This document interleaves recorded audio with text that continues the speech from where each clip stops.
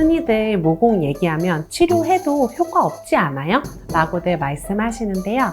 아닙니다. 모공 포기하지 마시고 물어보세요. 안녕하세요. 더 나은 피부를 위한 더마 솔루션 더솔의 고원선 원장입니다. 오늘의 주제는 모공 치료입니다. 흔히들 모공 얘기하면 치료해도 효과 없지 않아요? 라고들 말씀하시는데요. 아닙니다. 효과 있어요. 어디 한번 보실래요? 5개월에 걸쳐 모공 치료 5회 진행 후 사진이에요.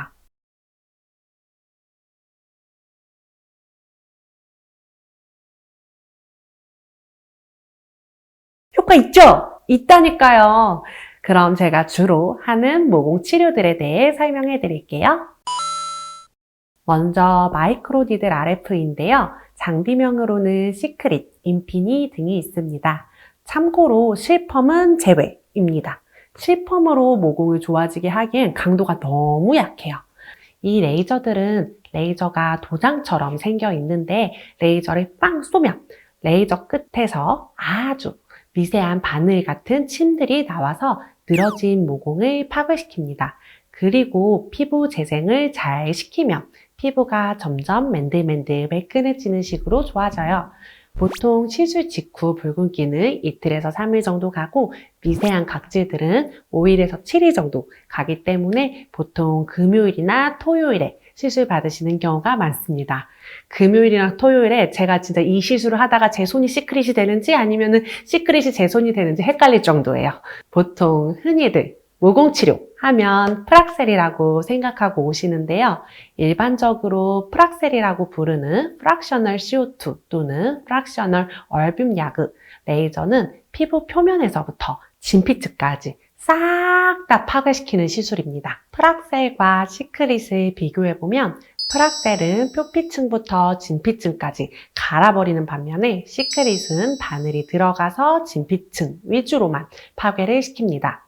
따라서 프락셀은 딸기처럼 울퉁불퉁한 피부를 갈아내서 빠르게 평평하게 만들 때는 아주 효과적이지만 반복해서 시술을 하게 되면 그만큼 피부가 얇아지고 예민해지고 홍조도 상대적으로 많이 생기는 편입니다. 그래서 저는 개인적으로 반복적으로 얼굴 전체적으로 들어가는 기본 베이스가 되는 시술은 마이크로니들 RF로 하면서 필요에 따라 다른 시술들을 병행하는 편입니다. 이렇게 기본 베이스가 되는 시술은 마이크로니들 RF다 라고 말씀을 드리면 종종 피코 프락셔널 레이저는 어떠냐 라고 물어보시는 분들이 계세요. 저도 피코 프락셔널 레이저를 예전에 써봤었는데 효과가 있긴 있는데 효과가 나오려면 시술 횟수가 진짜 많이 필요하더라고요. 피코 프락셔널 레이저 3에서 한 5회 정도가 시크릿 1회 정도의 효과랑 비슷한 것 같아요. 일단 시크릿을 베이스로 깔면서 모공 상태에 따라 부분적으로 프락셀을 병행하거나 모공 주사를 병행하기도 합니다. 먼저 프락셀은 아까 말씀드린 것처럼 모공이 심하신 분들은 종종 코나 나비존 쪽이 정말 딸기처럼 또는 귤껍질처럼 두껍고 울퉁불퉁한 경우가 있어요. 그런데 이게 모공이 좋아지려면 일단 그 울퉁불퉁한 게 평평해지는 게 먼저고 평평해진 다음에야 모공의 크기가 줄어들거든요. 시크릿 단독으로 그 울퉁불퉁한 귤껍질 같은 피부를 평평하게 하기엔 시술의 횟수가 너무 많이 필요하더라고요. 그래서 시크릿을 진행하면서 시술 초반에 아예 그렇게 피부가 울퉁불퉁한 부위는 평평하게 깎아내버립니다. 그러면 시크릿 총 시술 횟수를 줄일 수 있어요. 프락셀 레이저를 하면 들깨가루 같이 작은 갈색 딱지들이 시술 부위로 앉게 되고 딱지가 떨어지는데 일주일 정도 소요되기 때문에 꼭 미리 일정 조율을 하시고 시술 받으시는 게 좋습니다. 모공주사는 전에 광나는 이마 만들기 편 에서도 언급한 적이 있는데요. 주사를 한 땀 한 땀 피지샘 쪽으로 주사를 해주면 주사 부위의 피지샘 분비 기능 자체를 억제해서 블랙헤드의 크기를 줄이는 효과가 있어요. 피지 분비 자체가 많으면 아무리 시크릿과 매트릭셀을 해서 모공을 조여놔도 블랙헤드가 모공에 다시 콱 막혀서 점점 늘어나서 유지가 안 돼요. 그래서 코나 나비존이나 턱 쪽으로 블랙헤드가 심하신 분들은 모공주사를 병행하기도 합니다.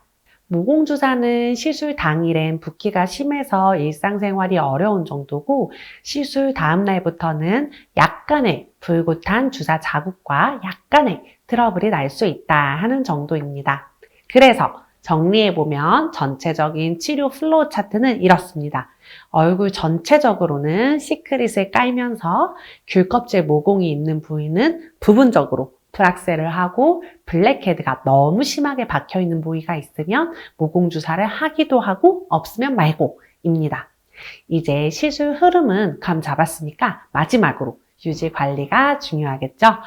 경험상 모공 치료는 해놓으면 반영구적입니다. 유지 관리는 첫 번째, 모공주사를 맞으신 분들의 경우 6개월에 1회씩 제때제때 모공주사를 다시 맞아주셔야 해요. 두 번째, 모공 막는 화장품은 피해서 쓰셔야 합니다. 앞서 반영구라고 말씀드리는 이유는 모공주사를 맞을 정도로 국소 부위에 피지 분비가 많으셨던 분들은 모공주사를 중단해버리면 그 부위의 피지 분비가 다시 늘어나서 블랙헤드가 모공을 꽉 막게 되고 그에 따라 모공이 다시 서서히 이렇게 늘어지게 됩니다. 또 모공을 막는 화장품들이 있는데요. 그런 화장품들을 한두 달 썼을 땐 크게 못 느낄 정도이지만 1년 이상 지속적으로 쓰다 보면 확실히 블랙헤드가 늘면서 서서히 모공이 늘어납니다.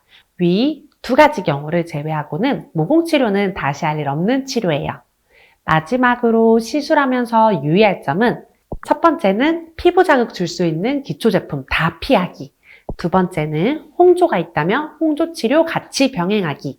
세 번째는 현재 사용 중인 화장품 중 모공 막는 화장품 몽땅 다 중단하기입니다.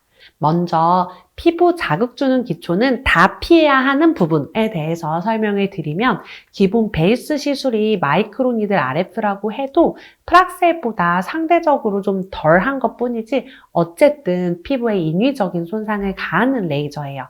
그렇기 때문에 레이저를 하면 할수록 피부가 좀 예민해지고 화끈거림 등이 생길 수 있어요. 그렇기 때문에 꼭 전에 올려드렸던 레이저 시술 시작 전 기초 케어 점검하기를 꼭 하시고 시술을 진행하시는 게 좋습니다. 두 번째로 홍조가 있는 경우엔 홍조 치료를 같이 병행하시는 게 좋은데요. 우리가 피부를 다치면 그 부분이 약간 붉어지잖아요. 똑같아요. 모공을 파괴시키고 다시 재생시키고를 반복하는 과정에서 어쩔 수 없이 약간의 홍조가 생길 수밖에 없어요.